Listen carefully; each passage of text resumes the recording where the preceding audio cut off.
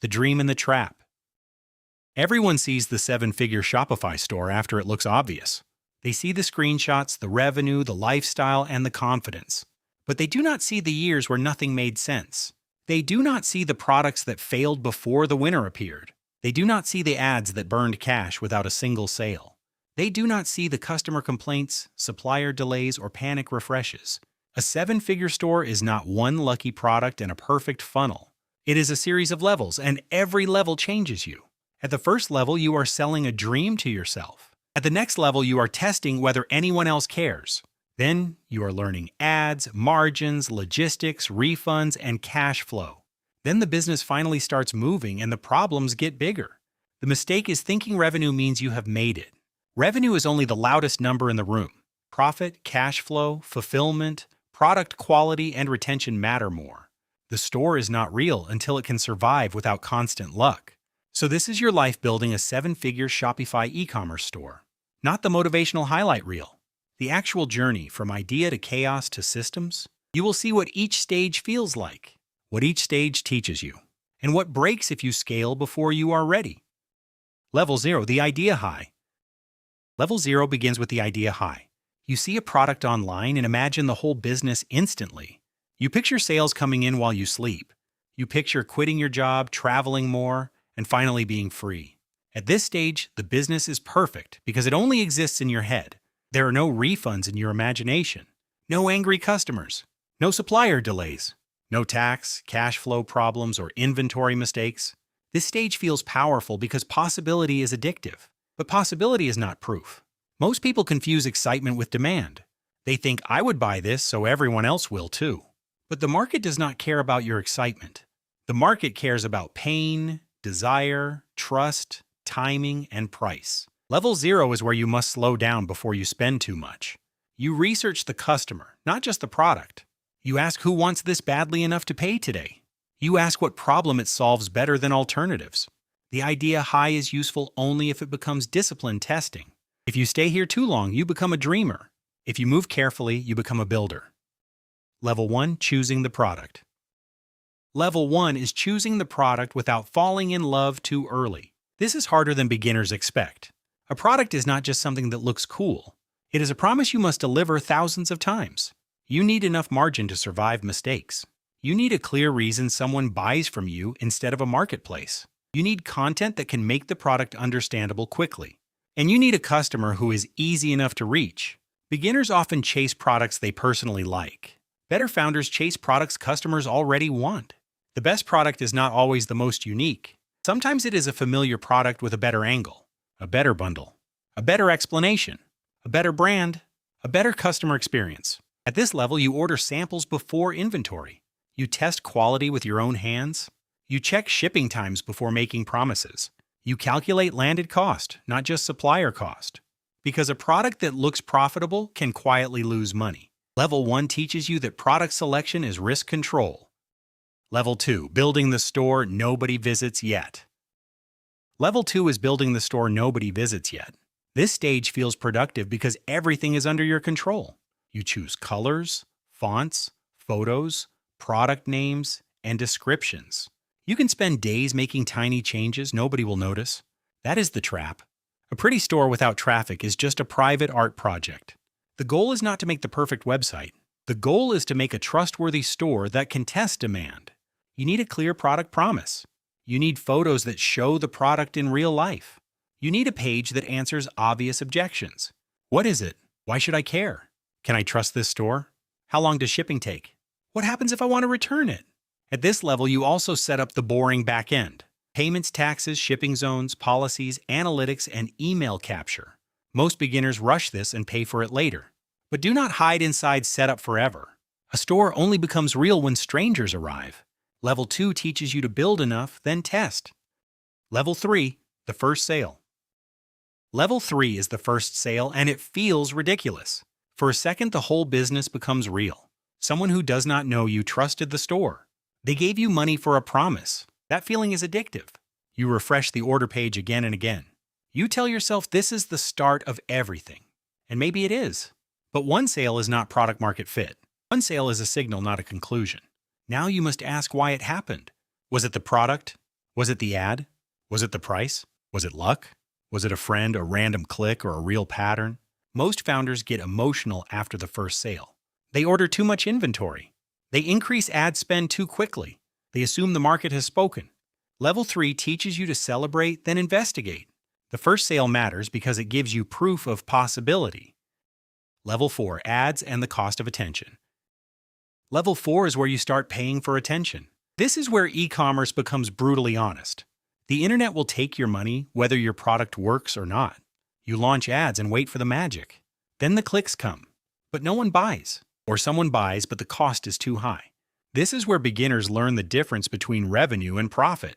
A $100 order can still lose money. Ads expose weak offers fast. Bad photos become obvious.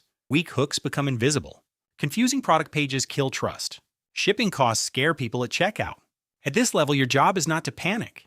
Your job is to learn faster than you spend. You test hooks, you test angles, you test offers, you test landing pages.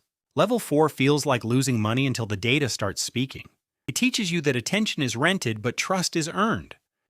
Level 5, finding product market fit. Level 5 is when something starts working repeatedly. Not once, not twice, repeatedly. Strangers buy without needing you to explain everything personally. Your ads no longer feel like shouting into the void. People understand the product quickly. They click, they read, they buy, and some come back. This is the first real taste of momentum. But momentum creates new problems. Now stock runs out.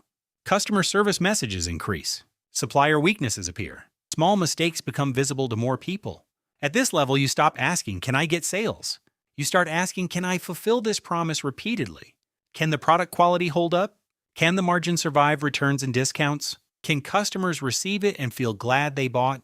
Product market fit is not just demand. It is demand that survives real operations. Level 5 teaches you that traction is only the beginning. Level 6, the operations wall. Level 6 is the operations wall. This is where many promising stores break, because selling is only half the business. The other half is delivering without chaos. Inventory becomes stressful. Too little stock kills momentum. Too much stock traps cash. Fulfillment mistakes create angry customers. Slow shipping damages trust. Bad packaging makes the brand feel cheap. At this level, your business becomes a machine. Every weak gear starts making noise. You create processes. You write checklists. You organize suppliers. You monitor cash flow. You stop relying on memory, because memory does not scale. The founder becomes the bottleneck if everything depends on them. Level 6 is uncomfortable because it feels less creative. But operations are what turn a winning product into a real business. This level teaches you that boring systems create exciting freedom. Level 7, building the brand. Level 7 is where you stop being only a store. You begin becoming a brand. A store sells products. A brand creates memory. A store competes on price. A brand competes on trust, identity, and feeling. At this level, customers start recognizing you. They remember the packaging. They remember the tone. They remember how fast you fixed a problem. They remember how the product made their life better. Brand is not just a logo. Brand is the promise customers believe you will keep. This is where content becomes more important. You show the product in real situations. You show the customer transformation. You answer objections before they become doubts. You collect reviews and listen carefully. You improve the product using what customers say. Level 7 teaches you that retention is cheaper than replacement. If customers only buy once, growth stays expensive. If customers come back, the store starts breathing. Level 8, scaling to 6 figures. Level 8 is scaling towards 6 figures. This is the stage that looks impressive from the outside. Revenue starts moving faster. The dashboard becomes exciting. But the pressure underneath increases too. More sales means more stock decisions. More ads means more chances to waste money. More customers means more support. More revenue means more ways to fool yourself. At 6 figures, you must know your numbers. Cost of goods, shipping, payment fees, returns, discounts, ad spend, software, taxes, and your own time. If you do not know profit, you do not know the business. Level 8 teaches you that growth without visibility is dangerous. The goal is not bigger, it is healthier. Level 9, the team and system stage.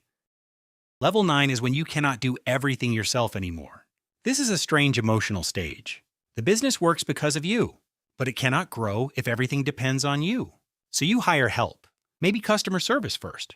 maybe fulfillment, maybe creative, maybe ads, maybe operations. At first, delegation feels slower than doing it yourself. People make mistakes. You realize your instructions were not clear enough. You realize the system was inside your head, so you document everything. You build dashboards. You define responsibilities. You create weekly rhythms. You stop being the person who does every task. You become the person who designs how tasks get done. Level 9 teaches you that scaling is a trust exercise. If you cannot let go, the business stays small. Level 10, 7-figure revenue. Level 10 is crossing 7 figures in revenue. It feels surreal because the first sale was once unbelievable. Now the business has real weight. Customers depend on it. Suppliers depend on it. Team members depend on it. And your decisions carry consequences. 7 figures sounds like arrival, but it is actually a new beginning.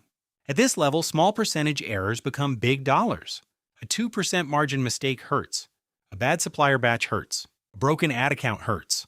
A weak retention system hurts. You cannot run the business by vibes anymore. You need clean data. You need cash discipline. You need operational resilience. You need a brand people trust. And you need a founder who can stay calm under pressure. 7 figures teaches you that scale magnifies everything. The good gets bigger and the broken gets louder. What the journey really teaches. So building a 7-figure store is not just about e-commerce. It is about becoming someone who can handle more responsibility. At level 0, you learn excitement is not demand. At level 1, you learn product selection is risk control. At level 2, you learn a store without traffic is invisible. At level 3, you learn the first sale is proof, not victory. At level 4, you learn attention is rented and trust is earned. At level 5, you learn traction creates operational pressure. At level 6, you learn systems create freedom. At level 7, you learn brand is the promise customers remember. At level 8, you learn growth without numbers is dangerous. At level 9, you learn the business cannot depend only on you. At level 10, you learn scale magnifies both strength and weakness. The outside world sees revenue, but the founder lives inside the machine. They feel the cash flow. They feel the complaints. They feel the pressure of every promise made. That is why the real goal is not just 7 figures. The real goal is a healthy business that improves your life, a business with profit, customers, systems, and purpose.